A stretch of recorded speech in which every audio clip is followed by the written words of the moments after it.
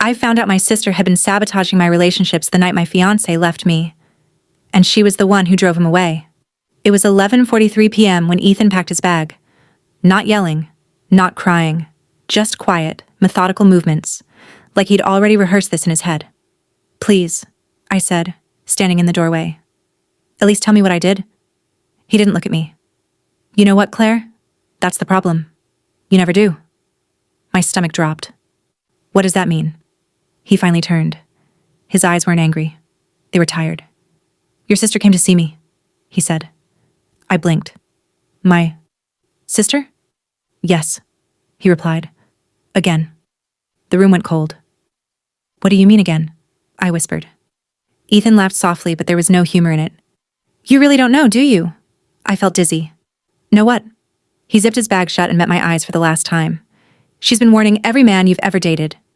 I couldn't breathe. "Warning them about what?" He hesitated, like he was deciding whether to hurt me or protect me. Then he said it. "She tells them you're unstable." My knees nearly buckled. "That you get obsessed, that you manipulate, that you ruin men's lives when they try to leave." I shook my head violently. No, that's not true. She would never. She showed me messages," he cut in, "emails, screenshots." My heart started pounding so hard it hurt. "What messages?" I demanded. Ethan pulled out his phone, unlocked it, and held it up. And there it was, a long thread of texts. For my sister Megan. "I'm not trying to interfere, but you deserve to know what you're getting into. She did this to her last boyfriend too. She gets very attached. Very fast. Just be careful." My vision blurred. "She told me she was just looking out for me," Ethan continued, "that as her sister, she couldn't stay quiet anymore." I felt sick. "When did she send this?" He checked the timestamp. 3 weeks ago. 3 weeks. That was exactly when Ethan had started pulling away.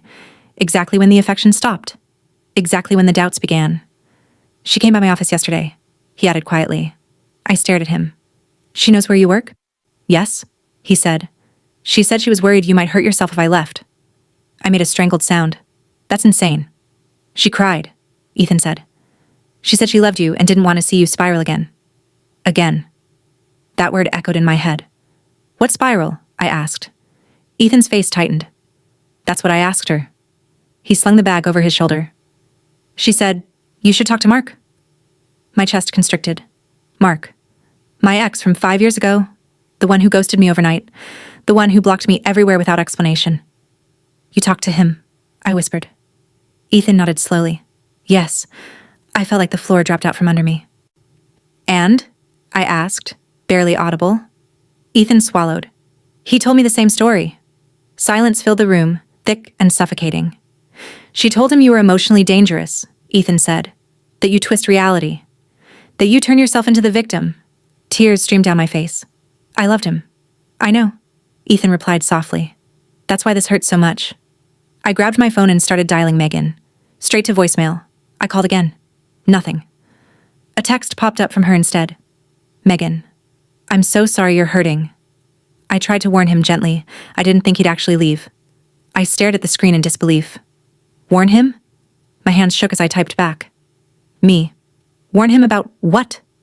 3 dots appeared, then disappeared, then a reply. "Megan, you wouldn't understand yet." That's when it hit me. This wasn't new. This wasn't a misunderstanding. This was a pattern. And suddenly, every breakup I'd ever had started replaying in my head. Not as bad luck, but as something deliberate. I didn't sleep that night. I sat on the floor of my bedroom until sunrise, replaying every breakup I'd ever had like a crime scene I'd been too naive to investigate. Mark, who suddenly wasn't ready for commitment. Daniel, who said I was too intense. Lucas, who blocked me without explanation after 6 months of talking about moving in together. At the time, I blamed myself. I went to therapy. I read self-help books. I learned to apologize for things I didn't understand. All the while, my sister Megan was sitting at family dinners, passing me mashed potatoes, asking about my love life like she wasn't quietly poisoning it behind my back. By morning, I needed answers. I drove straight to my parents' house. Megan's car was in the driveway. Of course it was. She answered the door in leggings and an oversized sweatshirt, hair in a messy bun, holding a mug like she'd just woken up from the best sleep of her life. "Oh," she said softly. "You came." I walked past her without a word. My mom looked up from the kitchen. "Claire? What's wrong?" "Megan," I said, my voice shaking. How many of my boyfriends have you contacted? The room went silent. Megan set her mug down slowly. I don't know what Ethan told you, but how many? I repeated. She sighed. Why are you doing this so early in the morning? My dad folded his newspaper. Girls, what's going on? Megan looked at him first, then at me. I was trying to protect her, she said. I laughed. A sharp, broken sound. From what? She hesitated. Just long enough. From getting hurt, she said. From getting abandoned again. Something in my chest cracked. You were the one hurting me, I said. Megan crossed her arms. You don't see it, Claire. You get attached fast. You build futures in your head. It scares men. You told them I was unstable, I said. That I was dangerous. She flinched. I didn't say it like that. Yes, you did, I snapped. You told Ethan I'd hurt myself if he left. My mom gasped. Megan, is that true? Megan's eyes filled with tears instantly, perfectly timed. I was worried about her. I turned to my mom. Did she ever seem worried when she was smiling at my engagement party? Or when she hugged me after Mark disappeared? Megan shook her head. You're twisting this. No, I said quietly. You are. I pulled out my phone and opened my messages. Ethan showed me everything, I said. The texts, the screenshots, the emails. Her face went pale. How many men? I asked again. She swallowed. I talked to a few. A few? I laughed bitterly. Name them. She didn't answer. Mark? I said. She looked down. Daniel? Her jaw tightened. Lucas? Tears spilled down her cheeks. My dad stood up. Megan, tell the truth. She finally whispered. All of them. The word echoed in the room like a gunshot. All of them? I repeated. I was scared, she said, sobbing now. Every time you got serious, you changed. You pulled away from me. I stared at her. So you destroyed my relationships. I didn't mean to destroy them, she cried. I just needed them to slow down. Slow down. 8 years of my life suddenly made sense. That's why they all left the same way, I said softly. No fights, no explanations. Just gone. Megan nodded. They always said they wanted to hear both sides, she whispered. So I told them mine first. My mom looked sick. You let her do this? I asked my parents. My mom's voice broke. We didn't know. You suspected? I said. You always said I was too sensitive. Megan reached for me. I was afraid of losing you. I stepped back. You didn't want to lose me, I said. You wanted to control me. Her crying stopped. For just a second, the mask slipped. And in that second, I saw something I'd never noticed before. Fear. Real fear. Because for the first time, I wasn't confused. I wasn't apologizing. I was looking straight at her. And she knew it. Megan stopped crying. Not slowly. Not naturally. It was like someone flipped a switch. She wiped her face, took a steady breath, and straightened her shoulders. And that terrified me more than the tears ever had. You're being dramatic, she said quietly. I stared at her. Excuse me? You always do this, she continued, voice calm now. You take something and turn it into a catastrophe. My dad frowned. Megan. No, she snapped, cutting him off. Someone needs to say it. She turned back to me, eyes sharp.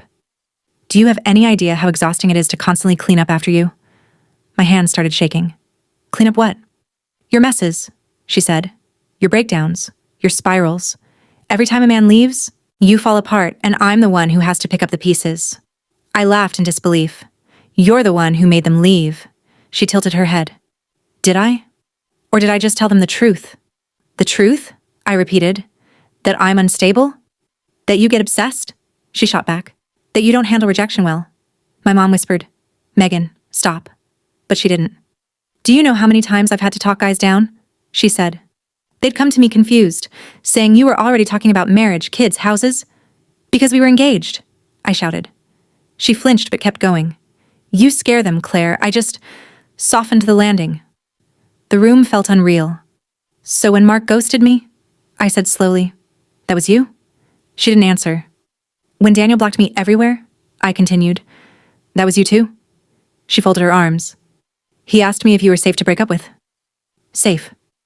My vision went dark at the edges. You made me sound dangerous. I protected them, she said. At my expense, I replied. She scoffed. You always make everything about you. That was it. That sentence snapped something in me. For years, I said, voice trembling. I thought there was something wrong with me. I went to therapy. I apologized to men who hurt me. I blamed myself for things I couldn't understand. She looked away. You watched me cry? I continued. You hugged me. You told me I'd find someone someday. Her jaw tightened. And all the while, I said, you were the reason I kept losing them. She finally snapped back. I was afraid you'd leave me. The room went silent. I stared at her. What? Her voice cracked for just a second. Every time you got serious with someone, you had less time for me. You canceled plans. You stopped calling as much. So you decided to ruin my life?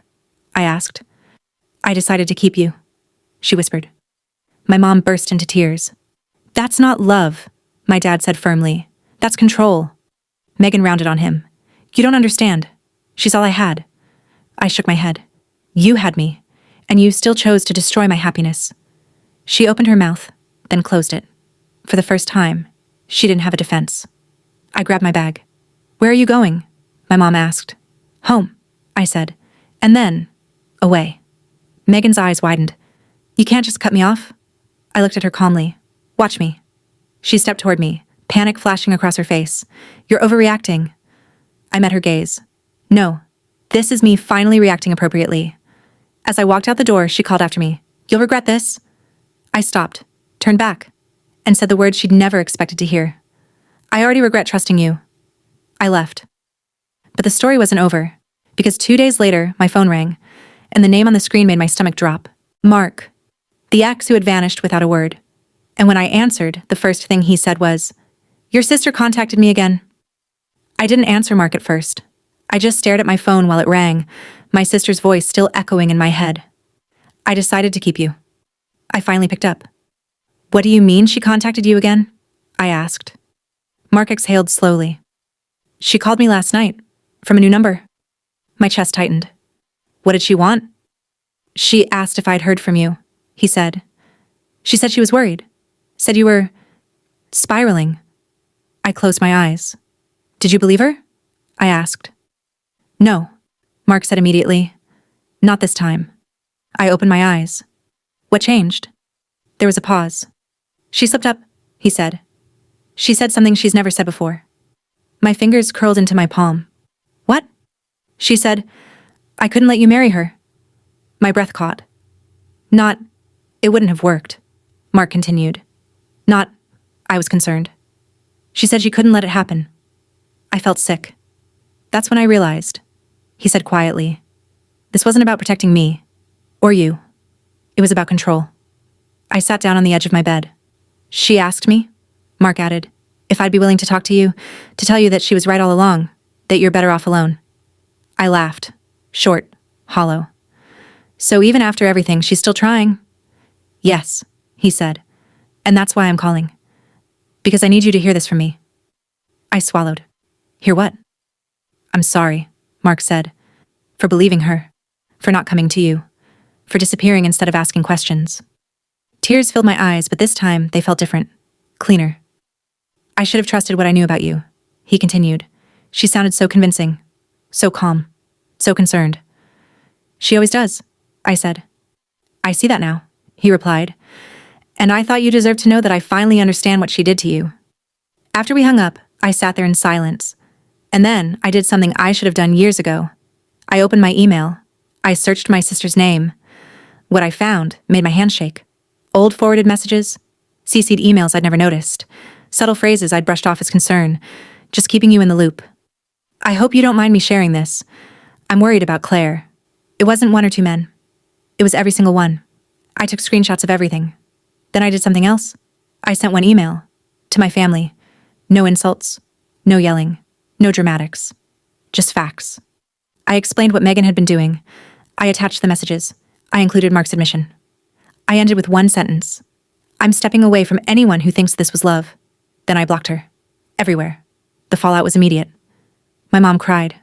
My dad apologized. My sister sent a letter saying she didn't remember it that way. I didn't respond. For the first time in my life, I chose silence. And something unexpected happened. Peace. Months passed. I started dating again. Slowly, carefully, honestly. And for the first time, men didn't vanish without explanation. They didn't seem afraid of me. They didn't pull away overnight, because there was no one whispering poison in their ears. Last week, my mom called. She's in therapy, she said quietly. She says she's working on herself. I believed that she might be, but I also knew something important.